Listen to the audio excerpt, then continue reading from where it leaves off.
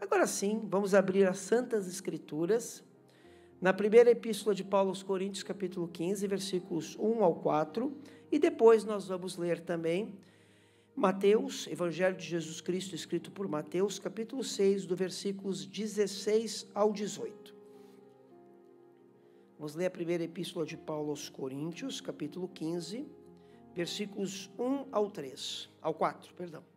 Vamos falar sobre a importância da ressurreição de Jesus e depois vamos falar sobre as disciplinas que nós temos que nos preparar para o momento tão importante que é a Páscoa. Você sabe, irmãos, que nós estamos agora na iminência da Páscoa. Daqui a algumas semanas é a Páscoa. E nós precisamos meditar sobre esse tema. É uma jornada, né, pastor? É um caminho de crescimento, é um caminho de espiritualidade, é um caminho de aprendizagem. Todos os dias é bom aprender sobre temas que nos encaminham para a cruz. Hoje é um dos que nós vamos falar, até porque Cristo é a expressão máxima de Deus. E é na cruz de Cristo que nós temos esperança. Vamos lá. Também vos notifico, irmãos, o evangelho que já vos tenho anunciado, o qual também recebestes e no qual também permaneceis. Pelo qual também sois salvos, se o retiverdes, tal como vou-lo tenho anunciado, se não é que crestes em vão, porque primeiramente vos entreguei o que também recebi, que Cristo morreu por nossos pecados segundo as Escrituras, e que foi sepultado e que ressuscitou ao terceiro dia segundo as Escrituras. Mantenha a Bíblia aberta, porque depois nós vamos para o Evangelho de Jesus Cristo, escrito por Mateus, capítulo 6, dos versículos 16 ao 18. Falar sobre o jejum. Mas antes vamos falar um pouquinho sobre a Páscoa. A Páscoa, irmãos, é nós pensarmos um pouco na morte e na ressurreição de Jesus. A Páscoa é a libertação, hebraico, Pesach. Pesach significa libertação. Os hebreus do Antigo Testamento foram libertos lá do Egito.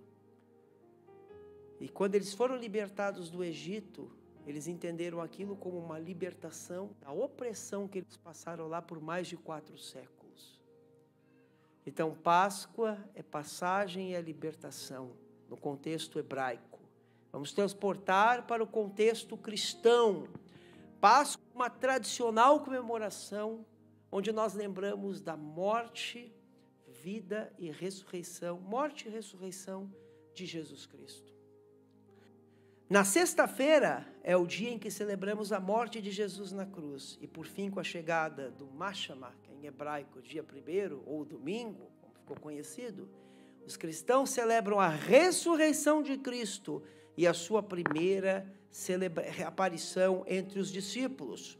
A Páscoa já era comemorada antes do surgimento do cristianismo, mas ela foi ressignificada em Jesus.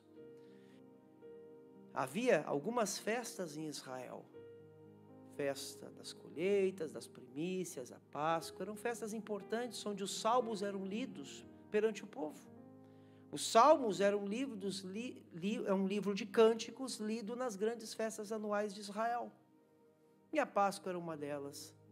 Mas nós cristãos temos a nossa Páscoa, até porque no Antigo Testamento havia o Cordeiro, e o Cordeiro era sacrificado. E aí, se eu fosse falar, podíamos falar sobre muitas coisas, sobre o contexto do ritual do Antigo Testamento e do sacrifício do Cordeiro.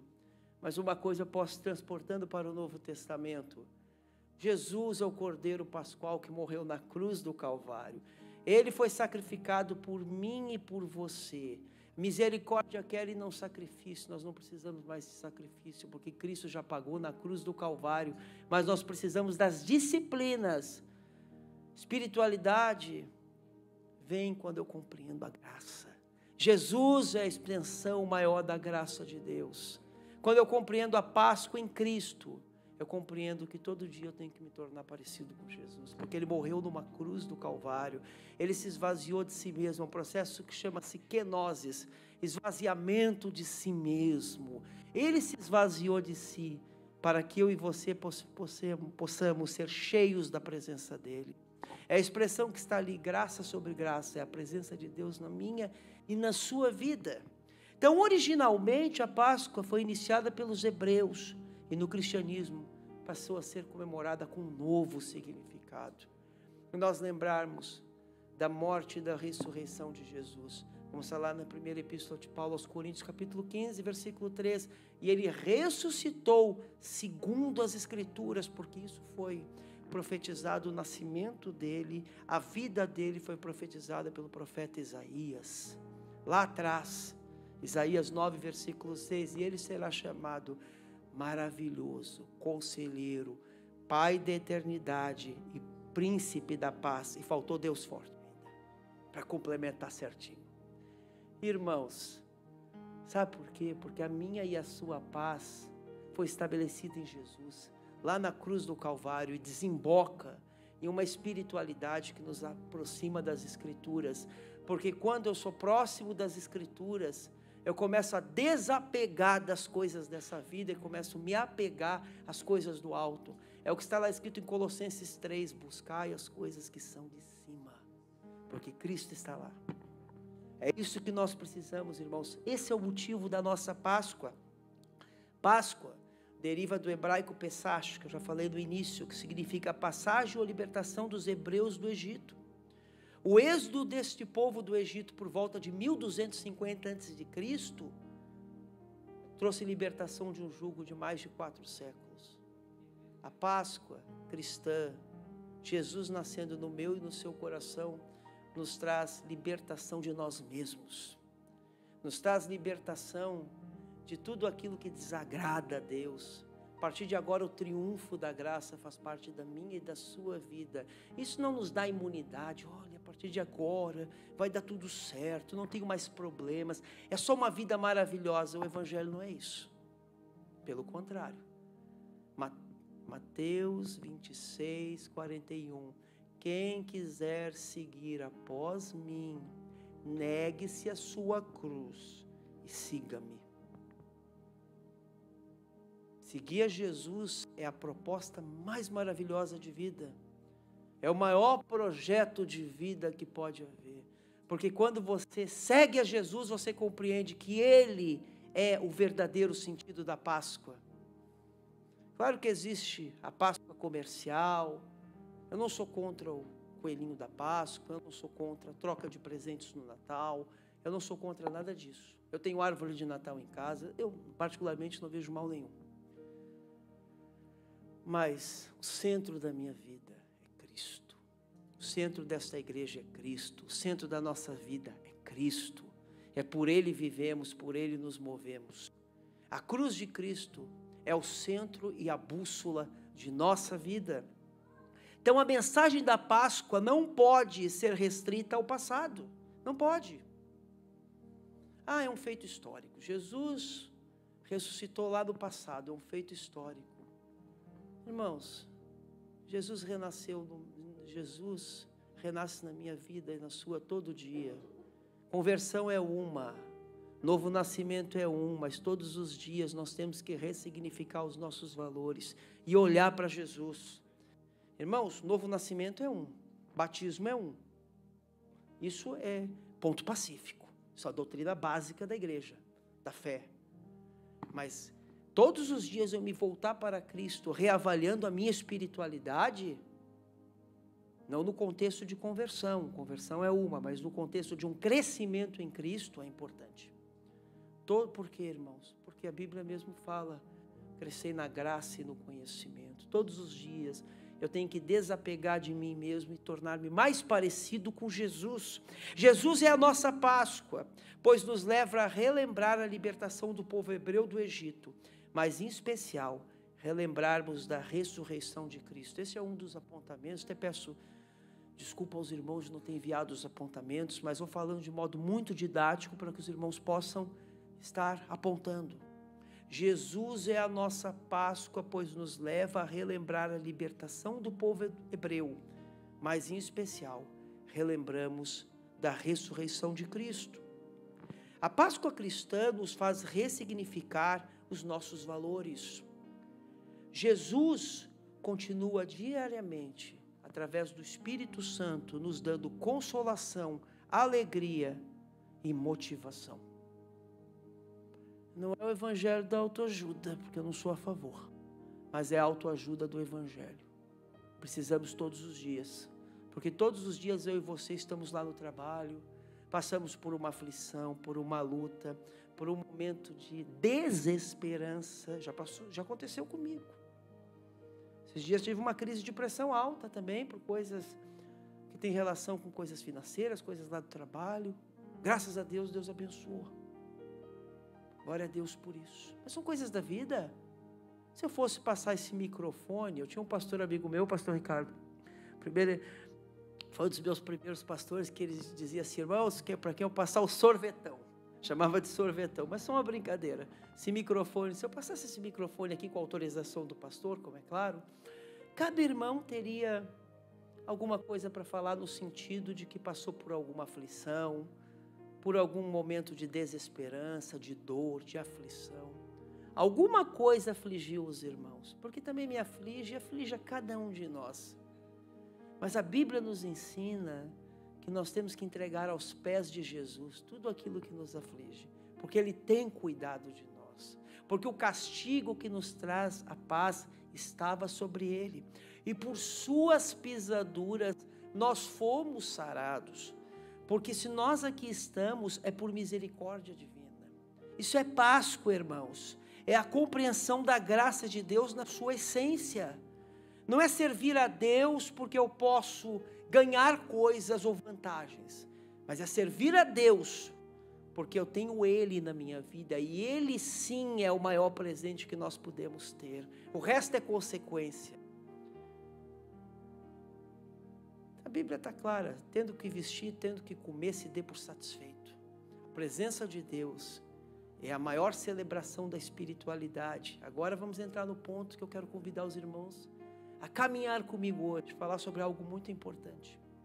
Existem muitas práticas de espiritualidade, todas têm o seu valor. Estudar as Escrituras, falamos muito no início. Orar, frequentar os cultos, viver em comunhão, estar aqui em comunhão com os irmãos, orar uns pelos outros. A Bíblia fala que nós temos que levar a carga uns dos outros, procurar apoio pastoral, não sermos uma ilha, não nos isolarmos, mas vivermos em comunidade, independente se somos mais abertos, mais fechados, se somos fleumático, colérico, sanguíneo, melancólico, mas é importante vivermos em comunidade, independente do nosso temperamento e maneira de ser, porque Deus nos ama como nós somos, mas Ele quer que nós vivamos em comunidade, porque é importante, senão a igreja não teria sido estabelecida. A igreja foi estabelecida para que possamos lembrar dos valores da cruz, que nos apontam para Cristo, que nos apontam para Deus, e que nos geram muitas coisas importantes, que são as práticas de espiritualidade, como servir, por exemplo. Esse meu livro, não fazendo propaganda dele, mas trazendo aqui para a palavra. Marcos 10:45, o Filho do Homem não veio para ser servido, mas para servir e dar a sua vida em resgate de muitos. Servir é uma prática de espiritualidade. E estou cumprindo a Páscoa de Cristo. Sabe por quê, meus irmãos? Porque eu cumpro a Páscoa de Cristo quando eu amo o meu próximo. Calbart, que é um teólogo que eu gosto, ele diz assim, a porta para Cristo é compreender o próximo. A frase dele é, a porta para o único, que é Cristo, é compreender o próximo. Meus irmãos, ama o seu teu Deus e o teu próximo como a ti mesmo. Nisso se consiste a lei e os profetas. Então, para a salvação é de graça, irmãos. Mas nós precisamos, para a nossa caminhada em Cristo, não estou condicionando a salvação, porque se o irmão jejua ou não jejua, isso não é condição de salvação, mas é uma prática importante. Por quê? Porque nos ajuda a nos esvaziar de nós mesmos. É o desapego que eu falei no início, é desapegar dessa vida, pensar menos nas coisas dessa vida. Não é um chamado à irresponsabilidade, como havia no primeiro século. Os primeiros cristãos, muitos não queriam nem trabalhar, porque pensavam que Jesus estava voltando. Não é isso, irmãos. Mas é nós botarmos Cristo como centro de nossa vida, e que as coisas de Deus sejam mais importantes. Então existem muitas práticas de espiritualidade, como o estudo da palavra, a oração, buscar a face do Senhor, o arrependimento, todos os dias. buscarmos um arrependimento genuíno. Claro que o arrependimento para a salvação, quando nós aceitamos, como Cristo nos aceitou, nós aceitamos a Ele, independente, mas nesse momento, esse arrependimento para a salvação, fomos tocados pelo Espírito, mas todos os dias precisamos voltar para a cruz. Isso não é contexto de salvação, porque salvação é uma, batismo é um, conversão é uma. Ninguém se converte 2, 3 vezes, você se converte uma vez. Está lá em 2ª Epístola de Paulo aos Coríntios 5,18, quem está em Cristo, nova criatura é, as coisas velhas já se passaram e eis que tudo se fez novo. Mas a vida cristã é uma batalha diária, da luta do Espírito contra a carne. Há um fruto do Espírito e há várias obras da carne, é só ler Gálatas 5, e é uma batalha diária. E para que possamos lembrar da Páscoa, nós precisamos desapegar de nós mesmos. Aqui lembrando da importância do jejum como uma disciplina espiritual que nos aproxima de Deus, o chamado bíblico a nos negar. Eu vou pedir que os irmãos abram as vossas Bíblias, no Evangelho de Jesus Cristo, escrito por Mateus, capítulo 6, versículos 16 ao 18. Mateus, capítulo 6, versículos 16 ao 18. É o Evangelho escrito para os judeus. Aqui Jesus é apresentado de várias perspectivas. Para os gregos, Jesus é apresentado como o homem perfeito. Para os judeus, Jesus é apresentado como o modelo ideal de servo.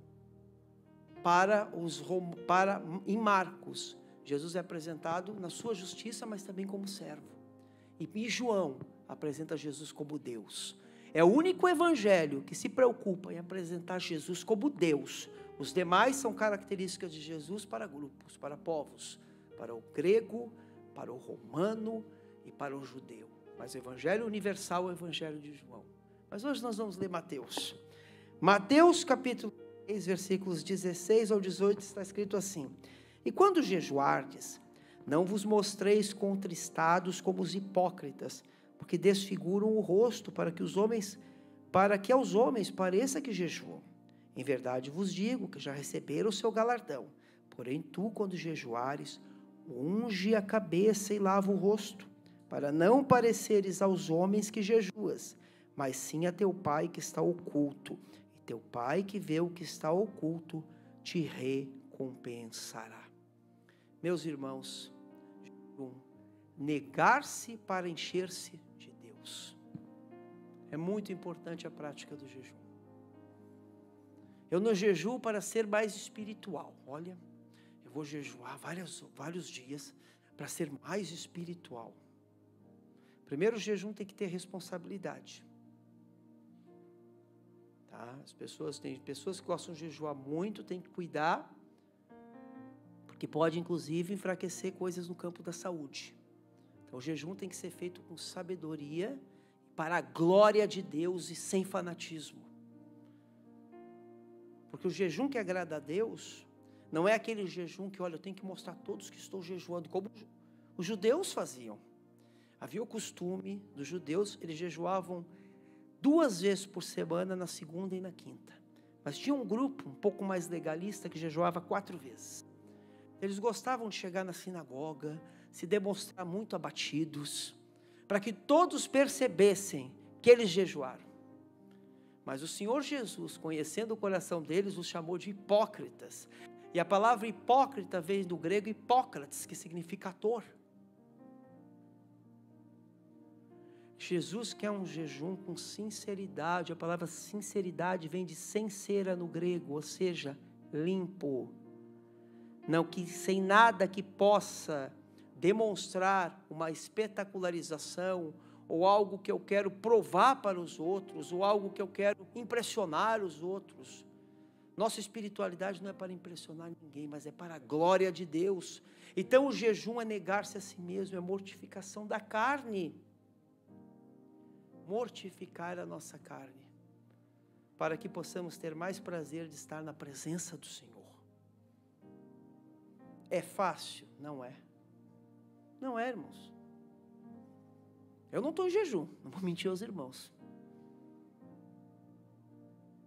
Já fiz os meus jejuns, sim, sem dúvida. Não estou aqui também para dizer O quanto jejuo, o que jejuo e o tempo que jejuei, eu e Deus.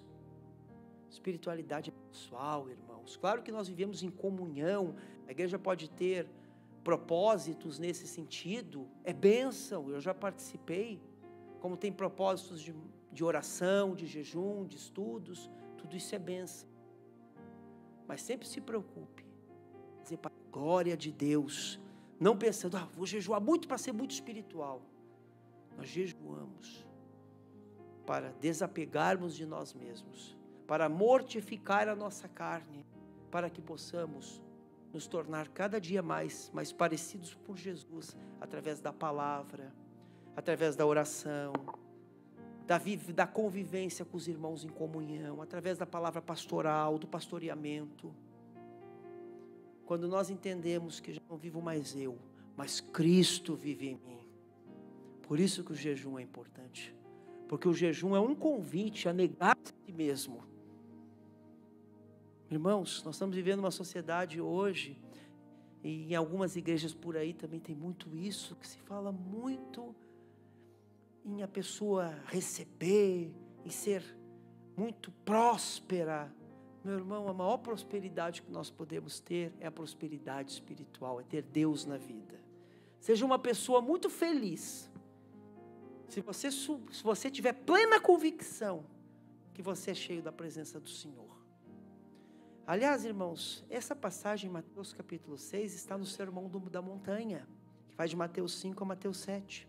Karl Barth dizia, teólogo que eu gosto, que o Sermão do Monte é os 10 mandamentos do cristão. E aqui, no capítulo 6, fala sobre a oração, as esmolas e o jejum. Os judeus tinham suas orações diárias. Os judeus oravam 3 vezes por dia. Na hora terceira, 9 horas da manhã, na hora sexta, ao meio-dia, e na hora nona, às 3 da tarde. Jejuavam 2 vezes por semana, segunda e quinta. E alguns ainda jejuavam 4. E gostavam de mostrar que jejuavam. Lutero diz assim: oração, meditação e provação fazem um cristão. Ou seja, as disciplinas espirituais nos ajudam em nossa caminhada. Eu jejuo não para ser espiritual, eu jejuo porque eu sou espiritual.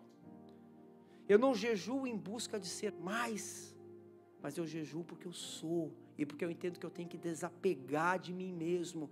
E quando eu digo que eu não sou no eu sou em Cristo, porque a oração do Pai Nosso não é Pai meu, é Pai Nosso. Então eu tenho que jejuar, orar, estudar a palavra, viver em comunhão para a glória de Deus e para servir melhor ao corpo de Cristo, para ter mais prazer de estar no corpo de Cristo, despertando os meus dons, o meu chamado para a glória de Deus, viver para a glória de Deus. Por isso que o jejum é importante. De acordo com Ed Renekiewicz, jejum é abstinência de alimento ou água. É uma forma de lembrar nossa consciência de que existe uma realidade mais importante do que a nossa própria sobrevivência. Assim, com base neste conceito, percebemos que o jejum trata-se de privar-se de alimento. Isso pode ser tanto como um caráter religioso, como em outras razões. Irmãos, tem pessoas que fazem jejum para fazer dieta. Não estou falando de jejum intermitente, uma questão de uma dieta, mas tem pessoas evangélicas que fazem esse jejum, porque além disso vão fazer uma dieta. Irmãos, jejum é para a glória de Deus. Vamos lembrar que uma das coisas que Paulo combatia era o hedonismo, que era a espiritualidade pelo prazer, o asceticismo, que era a espiritualidade pela pessoa que queria só negar as coisas da carne. Calma aí, a nossa espiritualidade não pode ser nem ser ascética nem hedonista, e tampouco gnóstica, que seria o misticismo, mas a nossa espiritualidade tem que ser centrada em Cristo, é cristocêntrica.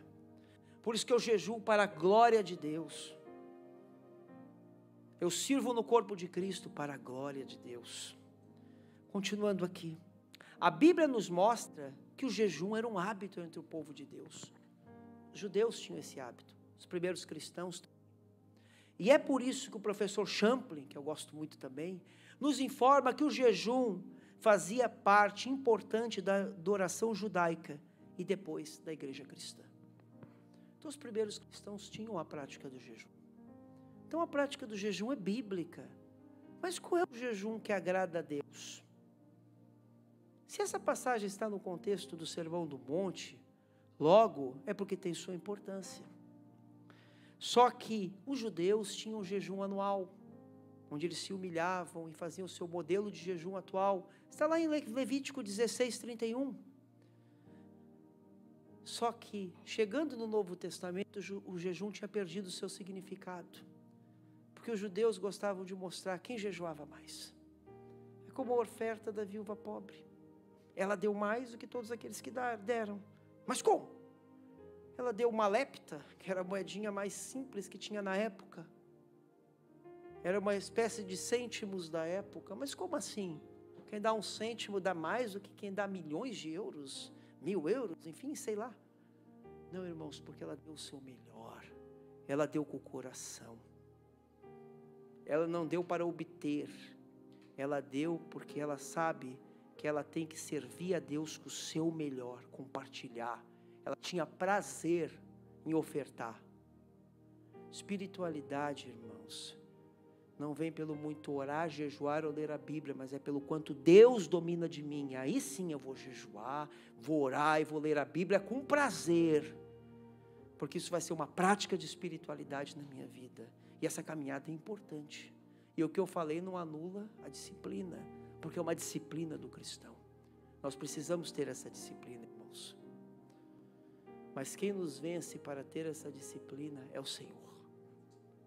Ele que nos convence pelas Escrituras de que nós precisamos orar, nós precisamos ler a palavra, nós precisamos viver em comunhão, nós precisamos ser pastoreados e precisamos também jejuar para desapegar de nós mesmos e viver para a glória de Deus. Agora, continuando aqui, meus irmãos, já vou terminar. Faltam mais alguns minutinhos, já quero terminar aqui rapidamente. A orientação de Jesus acerca do jejum vai no contraponto do que os judeus e os hebreus do Antigo Testamento gostavam de atestar acerca do jejum. No versículo 16 está escrito assim: quando jejuares, não vos mostreis contristados como os hipócritas. Agora no versículo 17, porém tu quando jejuares, unge a cabeça e lava o rosto. Jesus em nenhum momento falou que o jejum não é muito importante. O jejum é extremamente importante. Infelizmente, atualmente, existe muito ensino equivocado sobre o jejum, tirando o foco da experiência, colocando o foco em algum tipo de barganha com Deus. Precisamos discernir a prática do jejum como uma busca por uma intimidade maior com Deus, através de um momento de mortificação da carne, não por uma prática de sacrifício, mas sim por um prazer em Cristo Jesus. Como uma atitude que nos torna mais próximos de Deus e menos de nós mesmos. Por que precisamos jejuar? No versículo 17, que eu acabei de ler, está lá escrito: tu, porém, quando jejuares, unge a tua cabeça e lava o teu rosto. O jejum é a abstenção de alimentos para que o nosso desejo carnal de satisfação por comida não seja o centro do nosso dia, e sim um dia de consagração espiritual, ou seja, o jejum é um ato para Deus, através da mortificação da nossa carne. O jejum é parte do culto racional, é bíblico, tem base no Novo Testamento, contribui também com a nossa vida espiritual. Tinham situações no Novo Testamento que necessitavam o jejum. Está lá, só dá uma olhadinha. Então o jejum faz parte da nossa vida com Deus, mas não é preceito de salvação, mas nos ajuda na nossa caminhada com Cristo. Entretanto, o nosso fundamento não está no jejum, mas em Cristo. Então, para que serve o jejum? Por que eu vou jejuar? Vamos lá. Primeiro, para a mortificação de nossa carne. O jejum deve ser praticado com propósitos bem definidos. Praticá-lo para melhorar o currículo na área de nossas realizações espirituais não é o melhor propósito. Quem jejua não precisa tocar trombeta sobre a sua espiritualidade. Uma das finalidades do jejum é humilhar-se diante de Deus. Ele é também uma arma. Quando eu digo uma arma, no sentido que se usa no Brasil, um recurso, algo que é importante, que nos fortalece em Cristo. Não nos torna mais do que ninguém, mas nos ajuda em Cristo. Por quê? Porque nós passamos a desapegar de nós mesmos, a buscar mais o Senhor. Nos fortalece no campo da espiritualidade, assim como qualquer prática de espiritualidade. Mas eu não jejuo porque eu quero ser mais espiritual. Eu jejuo porque eu preciso mais do Senhor. Eu preciso ser mais dependente do Senhor. Eu tenho que aprender a depender do Senhor. E as práticas de espiritualidade contribuem com a nossa espiritualidade. Versículo 18. Para não pareceres aos homens que jejuas, mas sim a teu Pai que está oculto. E teu Pai que te vê em oculto te recompensará. Jejum que Deus não quer. Isaías 58, versículo 5. Seria este o jejum que eu escolheria? Que homem um dia aflige a sua alma, que incline a sua cabeça como um junco, e estenda debaixo de si saco e cinza. Chamarias tu a isto jejum e dia aprazível ao Senhor? Deus não quer um ato para afligir a sua alma. Deus não quer um ato para que eu me glorie. O jejum não é para glorificação pessoal, mas é para a glória de Deus.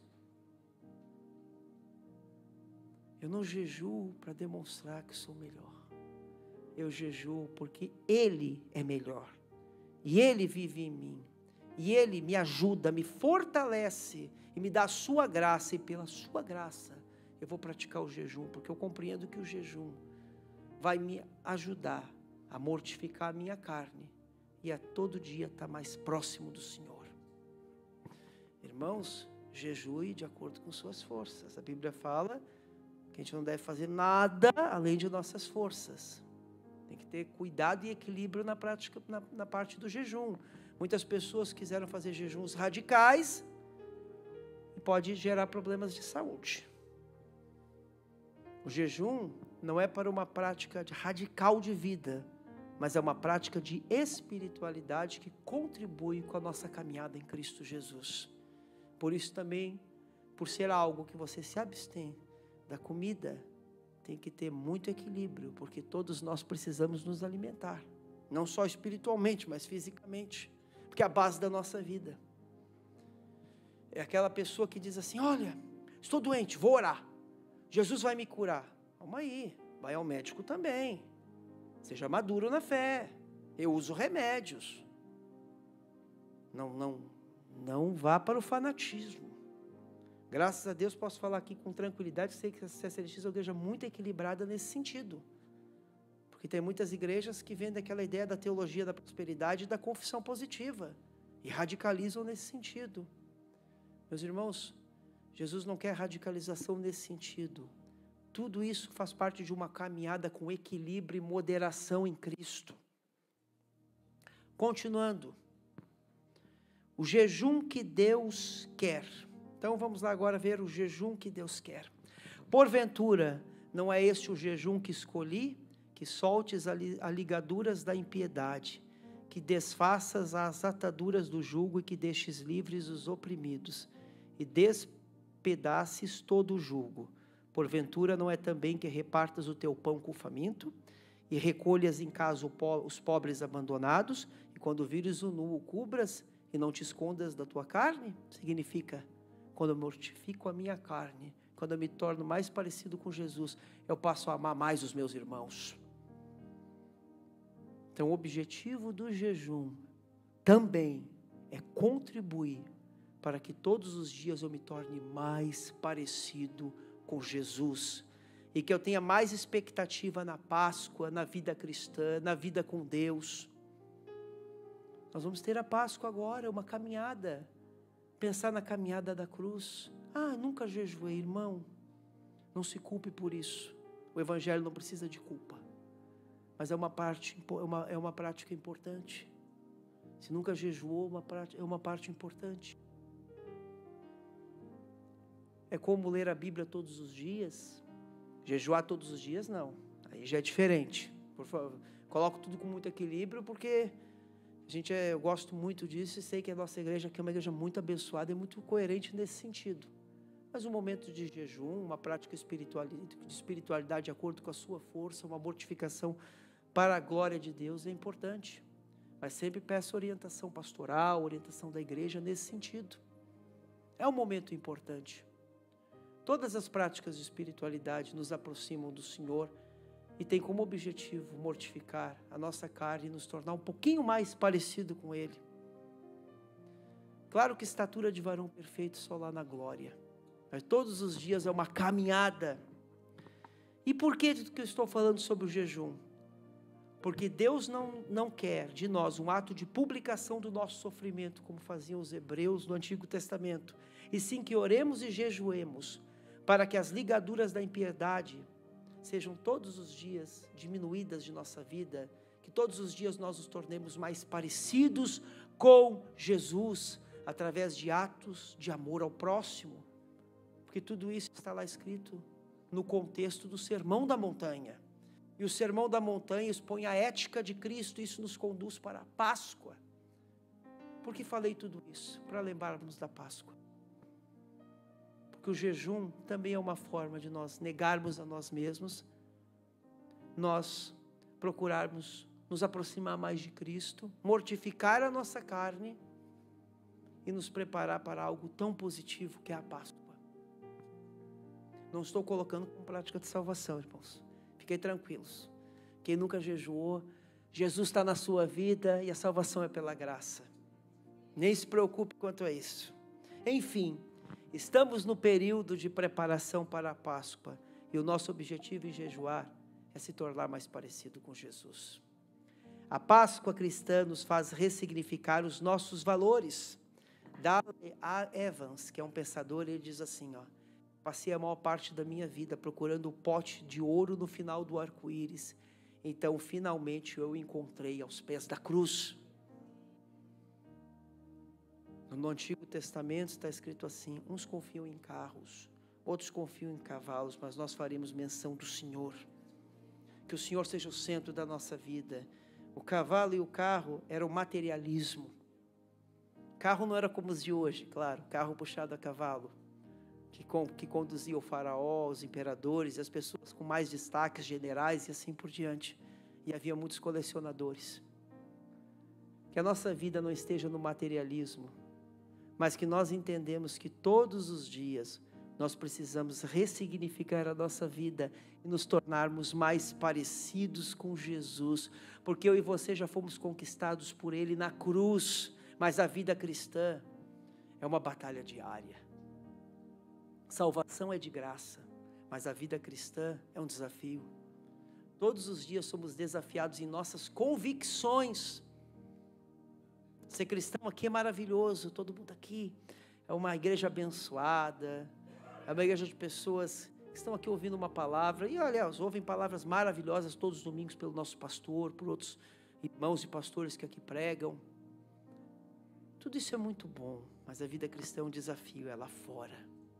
Por isso da importância de ler a palavra, a importância também do jejum, a importância do estudo bíblico, a importância de todos os dias eu querer viver para a glória de Deus. Que a minha vida e a sua vida seja uma vida para a glória de Deus.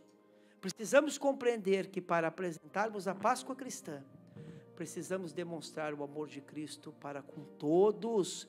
Cristo morreu naquela cruz para que eu e você tivéssemos salvação. O castigo que nos traz a paz estava sobre Ele, e por suas pisaduras fomos sarados. Meu pastor, tem só mais 2 minutos? Passei 1 minuto e 56. 2 minutos, os irmãos me concedem? Com autorização do pastor. Ética, tá? Aprendi isso em ética ministerial. Senão, irmãos, a gente não pode desrespeitar o tempo dos irmãos. Sou muito cuidadoso com isso. Continuando, irmãos. Como cristãos, estamos celebrando o dia mais triunfante e vitorioso na história da humanidade. O dia que Jesus ressuscitou. A morte, a vida e também o nascimento de Cristo, também não podemos nos esquecer do seu nascimento, modelaram e transformaram a humanidade, mas muito mais do que isso, modelou e transformou a minha e a sua vida. Seguir a Jesus é o mais fascinante projeto de vida, e é uma graça que poucos desejam. É uma graça que poucos dessa sociedade que a gente vive, que nós vivemos, uma sociedade líquida, uma sociedade onde os fundamentos estão se perdendo, uma sociedade de tanto relativismo. Seguir a Jesus é andar na contramão do pensamento corrente, mas é ter uma vida de felicidade no Espírito Santo. Porque eu e você, como somos chamados de bem-aventurados, no grego é feliz. Feliz é aquele que serve a Jesus. Essa é a maior felicidade. A minha felicidade não está em obter coisas, mas em ter Deus. Que essa seja a razão da nossa espiritualidade e que toda a nossa prática de espiritualidade seja praticada com moderação e para a glória de Deus. Nunca para a obtenção de glória própria, mas para a glória do Senhor. Assim como Cristo cumpriu o seu propósito, eu e você estamos aqui para cumprir um propósito específico e individual, glorificar a Deus, ser um projeto de esperança para essa sociedade e promover a graça do Senhor e viver em comunidade, servindo o próximo e amando a Deus, e amando o próximo também. E para concluirmos, vivemos num tempo em que muitos se esquecem do verdadeiro sentido da Páscoa, contudo deveriam rever os seus valores, pois muito mais do que apelo comercial, eu não sou contra o coelhinho, tá? A Páscoa é alegria, onde comemoramos e rememoramos a ressurreição de Jesus Cristo. Então, meus irmãos, muito obrigado pela oportunidade. Uma salva de palmas para Jesus, para Ele. Que Deus nos abençoe. Amém.